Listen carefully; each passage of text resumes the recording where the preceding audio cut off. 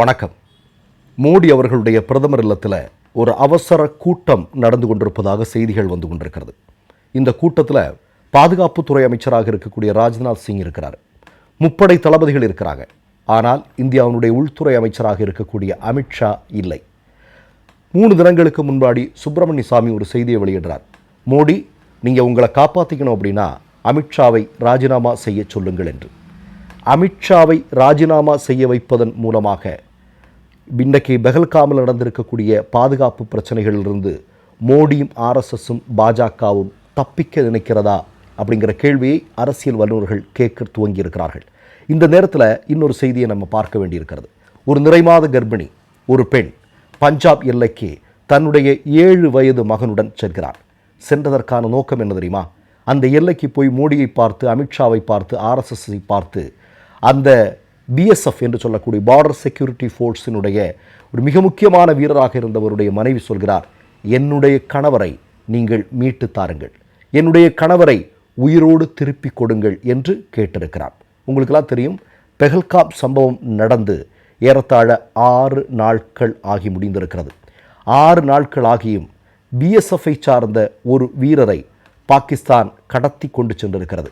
அந்த வீரரை மீட்டு கொண்டு வருவதற்கு இந்த நொடி வரையிலும் மோடியால், அமித்ஷாவால், ஆர்எஸ்எஸ் ஆட்சியால் முடியவில்லை என்பது முக்கியமான செய்தி. 4 முறை ஃப்ளாக் மீட்டிங் நடத்தியிருக்கிறார்கள். நீங்கள் பார்த்தீங்கன்னா அதில் எந்த விதமான முன்னேற்றமும் இல்லை. வெஸ்ட் பெங்காலில் ஹூக்ளி என்று சொல்லக்கூடிய இடத்தை சார்ந்த பூர்ணம் குமார் ஷா என்று சொல்லக்கூடிய பிஎஸ்எஃப்பில் வேலை செய்யக்கூடிய அந்த வீரர் தான் இன்றைக்கு பாகிஸ்தான் கடத்தி கொண்டு போயிருக்கிறது. இந்தியா பாகிஸ்தான் எல்லை பகுதியில் விவசாய நிலங்கள் இருக்கிறது. அங்கே இருக்கக்கூடிய இந்திய விவசாயிகளுக்கு பாதுகாப்பிற்காக நிறுத்தப்பட்டிருந்த வீரர் தான் இவர். கொஞ்சம் ஓய்வு எடுக்கிறதுக்காக ஒரு நிழலில் போய் உட்கார்ந்துருக்கிறார். அங்கே இந்த கம்பி வேலிகள் எல்லாம் இல்லை. அதனால் எந்த இடம் எக்ஸாக்ட் பார்டர்னு கூட அவருக்கு சரியாக தெரிஞ்சிருக்காது போல இருக்குது. அவர் போய் நிழலில் கொஞ்ச நேரம் ஓய்வு எடுக்கலாம் அப்படின்னு போயிருக்காரு. அந்த நேரத்தில் பாகிஸ்தான்காரர்கள் அவரை கடத்தி கொண்டு சென்றிருக்கிறார்கள். மீண்டும் சொல்கிறேன், கடத்தி சென்று 6 நாட்களாகிறது. நிறைமாத கர்ப்பிணியும் 7 வயது சின்னம் சிறிய மகனையும் வைத்துக்கொண்டு மோடி, அமித்ஷாவை, ஆர்எஸ்எஸ் ஆட்சியை பார்த்து அந்த அம்மா கேட்கிறார், என்னுடைய கணவனை மீட்டு தாருங்கள் என்று. இப்போது இந்த இடத்துல இன்னொரு செய்தியை நீங்கள் பார்க்க வேண்டியிருக்கிறது. என்ன அப்படின்னு பார்த்தீங்கன்னா, 2000 வாஜ்பாய் அவர்களுடைய ஆட்சி இந்தியாவில் நடைபெற்று கொண்டிருக்கிறது. அந்த நேரத்தில் 35 சீக்கிய கிராமவாசிகள் பயங்கரவாதிகளால் கொல்லப்படுகிறார்கள். அன்றைக்கு இந்தியாவில் அமெரிக்காவுடைய அதிபராக இருந்த கிளின்டன் வருகை புரிந்திருந்தார். 2002 மணாலி, ஜம்முவில் நீங்கள் ஒரு பஸ் போகுது. பஸ்ஸுக்கு மேலே ஒரு மிகப்பெரிய தாக்குதலை பயங்கரவாதிகள் நடத்துகிறார்கள். 7 பேர் கொல்லப்படுகிறார்கள். அதைத் தொடர்ந்து ஆர்மி கேம்பில் ஒரு மிகப்பெரிய தாக்குதல் நடத்துகிறாங்க. அங்கேயும் சில பேர் கொல்லப்படுகிறார்கள். அந்த நேரத்திலேயும் அமெரிக்காவுடைய சீஃப் செக்ரட்டரி இந்தியாவில் இருக்கிறார். இப்போது பெஹல்காம் சம்பவம் நடந்திருக்கிறது. பெஹல்காம் சம்பவம் நடக்கும்போது அமெரிக்காவினுடைய வைஸ் பிரசிடென்ட் இந்தியாவில் இருக்கிறார். அப்போ ஒரே பேட்டர்ன் மாதிரியான சம்பவம் அப்படிங்கிறத நம்ம இதை பார்க்க முடியுது. இப்படிப்பட்ட சம்பவம் நடக்குது அப்படின்னா, இதுக்கு முன்னாடி நடந்திருக்கு அப்படின்னா, இந்த நேரத்தில் ஒரு மிகப்பெரிய பாதுகாப்பை பற்றி மோடியும், அமித்ஷாவும், ஆர்எஸ்எஸ் ஆட்சியும் யோசித்திருக்க வேண்டுமா, வேண்டாமா? இன்னொன்று நான் சொல்கிறேன். 1 மாதத்திற்கு முன்பு, அதாவது பெஹல்காம் சம்பவம் நடப்பதற்கு 1 மாதத்திற்கு முன்பு பார்லிமெண்ட்டில் நம்முடைய அமித்ஷா, உள்துறை அமைச்சராக இருக்கக்கூடிய அமித்ஷா சொன்னார். என்ன சொன்னார் அப்படின்னா, மோடி சர்க்கார் பயங்கரவாதிகளுக்கு 0 டாலரன்ஸ், பயங்கரவாதிகளோடு 0 டாலரன்ஸ், இதுதான் எங்கள் பாலிசி அப்படின்னு சொன்னார். பெஹல்காம் சம்பவம் நடப்பதற்கு 1 வாரத்துக்கு முன்னாடி ஸ்ரீநகரில் அங்கே இருக்கக்கூடிய காஷ்மீருடைய பாதுகாப்பு குறித்து ஒரு மிக முக்கியமான மீட்டிங் போடுறார் அமித்ஷா. ஆனால் அதையெல்லாம் தாண்டி ஒரு மிகப்பெரிய தாக்குதல் இன்றைக்கு பெஹல்காமில் நிகழ்ந்திருக்கிறது. இப்போது பாதுகாப்பு இந்த சம்பவம் நடந்ததுக்கப்புறம் ஒரு கூட்டம் கூட்டுகிறார், அனைத்து கட்சி கூட்டம் கூட்டுகிறார்கள். அதில் என்ன சொல்கிறாங்க அப்படின்னா, பாதுகாப்பில் பிரச்சனை இருந்தது, நாங்கள் ஒத்துக்கிறோம். ஆனால் ஒன்று, இந்த இடத்தை திறந்து கொடுத்தது அப்படிங்கிறது உமர் அப்துல்லாவுடைய ஆட்கள் தான், நாங்கள் கிடையாது அப்படிங்கிற மாதிரி சொல்லியிருக்கிறாங்க. அப்போ உடனடியாக சுப்ரியா சுலே அமித்ஷாவை பார்த்து ஒரு கேள்வி கேட்டிருக்கிறாங்க. இந்த பெஹல்காமுக்கு பக்கத்தில் இருக்கக்கூடிய பைசரான் வாலி, இந்த பைசரான் வாலின்னு சொல்லக்கூடிய இடத்துல சுற்றுலா பயணிகளை கொண்டு செல்வதற்கு எங்கள் ஊரில் இருக்கக்கூடிய சாதாரண ட்ராவல் ஏஜென்சியில் இருக்கிறவங்களுக்கே தெரியுது. அதாவது ட்ராவல் ஏஜென்சி வச்சுருக்கிறவங்களே பைசனம் வேலி போகணுமா, டிக்கெட் போட்டு தரேன் உங்களை கொண்டு போகிறதுக்குன்னு சொல்லிட்டு அதாவது காஷ்மீர் மாநிலத்தில் இல்லை, இந்தியாவுடைய வேறு மாநிலங்கள் இருக்கக்கூடிய ட்ராவல் ஏஜென்சிகளுக்கே இந்த ஏரியாவுக்கு போகிறதுக்கான வாய்ப்புகளை ஏற்படுத்தி கொடுப்பதுக்கான இன்ஃபர்மேஷன், அங்கே போகலாம்ங்கிறதுக்கான தகவல்லாம் இவங்களுக்கு தெரிஞ்சிருக்கும் போது அது தடை செய்யப்பட்ட பகுதி, அங்கே இப்படித்தான் போகணும் அப்படித்தான் போகணும் அப்படின்னு இருந்தது, ஆனால் உமர் அப்துல்லா திறந்து விட்டுட்டார் அப்படின்னு அமித்ஷா சொல்வதை நாங்கள் எப்படி ஏற்றுக்கொள்வது அப்படிங்கிற கேள்வியை சுப்ரியா சுலே அமித்ஷாவை பார்த்து கேட்டிருக்கிறார். அமித்ஷா முழித்து கொண்டிருந்திருப்பார். வழக்கமாக என்ன பண்ணுறது இல்லாமல் இருந்தால் சுப்ரியா சுலே கிட்ட கையால் இப்படி பண்ணியிருப்பார். இப்போ தமிழ்நாட்டில் சொன்னார் இல்லையா, கேள்வி அவருக்கு ஒரு பதட்டம் வந்துடும். தமிழ்நாடுனா கேள்வி கேட்டுருவாங்க, நம்ம பதில் சொல்ல முடியாது, சிக்கலாயிரும். சுப்ரியா சுலேவும் அந்த மாதிரி ஒரு கேள்வி கேட்டிருக்கிறாங்க. ஒருவேளை ஏமா உட்காரமா அப்படின்னு சொல்லி இருந்திருக்கலாம், நமக்கு தெரியல, உள்ள என்ன நடந்திருக்குன்னு தெரியல. இப்போ நான் என்ன கேட்குறேன்னா, இந்த பைசரன்வாலி என்று சொல்லக்கூடிய இடம் வழக்கமாக ஜூன் மாதங்களில், இப்போ அமர்நாத் யாத்திரையை தொடர்பாக ஜூன் மாதத்தில் திறந்து கொடுப்பது தான் வழக்கம் என்று சொல்கிறார் கடந்த காலங்கள் வரைக்கும். ஆனால் இப்போது அது வேறு விதமாக இருக்கிறது அப்படின்னு சொல்கிறாங்க. அப்போ இதுக்கெல்லாம் பொறுப்பாக பதில் சொல்ல வேண்டிய பொறுப்பு மோடிக்கும் அமித்ஷாவிற்கும் ஆர்எஸ்எஸ் ஆட்சிக்கும் இருக்கிறது. யாராவது மறக்க முடியுமா? யாருமே மறக்க முடியாது. இப்போ நான் ஒரு செய்தியை கேட்கிறேன். இன்றைக்கு மோடி அமித்ஷாவை பார்த்து ஏராளமான கேள்விகளை இந்திய சமூகம் கேட்டுக்கொண்டிருக்கிறது.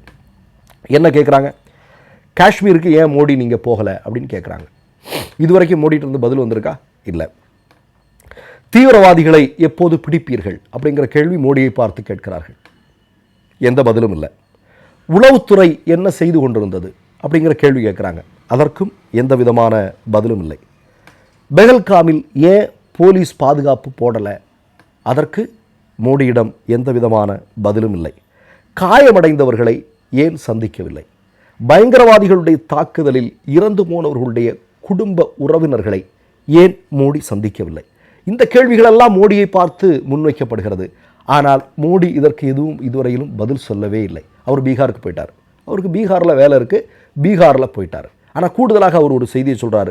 ஊடகங்களின் வழியாகவும் இப்போ மன் கி பாத் வழியாகவும் எல்லாரும் டெய்லி அவர் சொல்லிட்டு இருக்கார். என்ன சொல்கிறார் அப்படின்னா, கற்பனையில் கூட நினைத்து பார்க்க முடியாத அளவிற்கு பதிலடி கொடுப்போம், ரத்தம் கொதித்து கொண்டிருக்கிறது இப்படிங்கிறத மட்டும் அவர் சொல்லிக்கொண்டே இருக்கிறார்.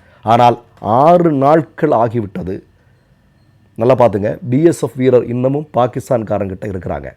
அவர்களை கொண்டு வருவதற்கு என்ன மாதிரியான நடவடிக்கைகளை இவர்கள் மேற்கொண்டு வருகிறார்கள் அப்படிங்கிற கேள்வியை அந்த பிஎஸ்எஃப் அந்த வீரருடைய மனைவி நிறைமாத கர்ப்பிணி மோடியை பார்த்து, அமித்ஷாவை பார்த்து, ஆர்எஸ்எஸ் ஆட்சியை பார்த்து கேட்கிறார்கள். இதான் ரொம்ப முக்கியமான விஷயம். கூடுதலாக ஒரு செய்தியை சொல்கிறேன்.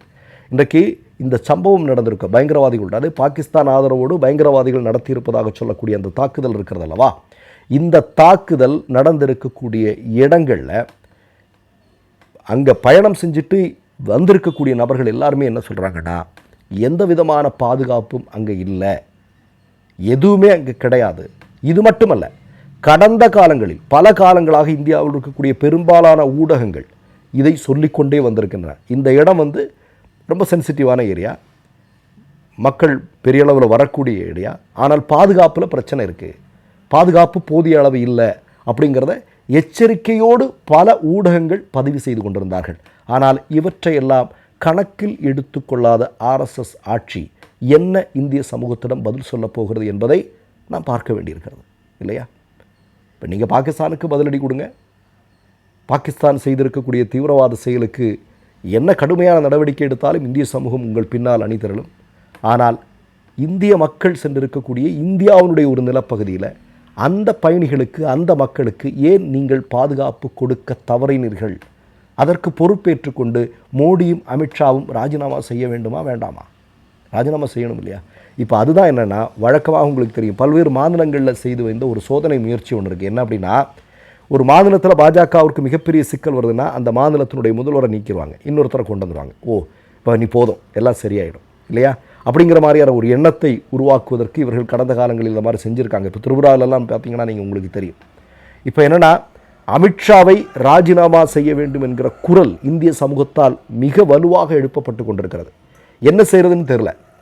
ஆனால் குறைந்தபட்சம் அமித்ஷாவை ராஜினாமா செய்வதன் மூலமாக இந்த பிரச்சனையிலிருந்து கொஞ்சம் தப்பிச்சுக்கலாம் அப்படின்னு மோடியும் ஆர்எஸ்எஸும் நினைக்கக்கூடும் இல்லையா? அது கூட நடப்பதற்கான வாய்ப்பு இருக்கிறது. ஆனால் மீண்டும் மீண்டும் இந்திய சமூகம் மோடியை பார்த்து கேட்டுக்கொண்டே இருக்கும், ஏன் எங்களுக்கு பாதுகாப்பு கொடுக்க தவறினீர்கள்?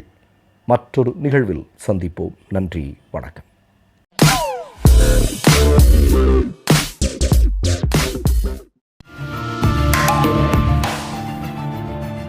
கேள்விகளை நீ கேட்கிறாயா அல்லது நான் கேட்கிறேன்?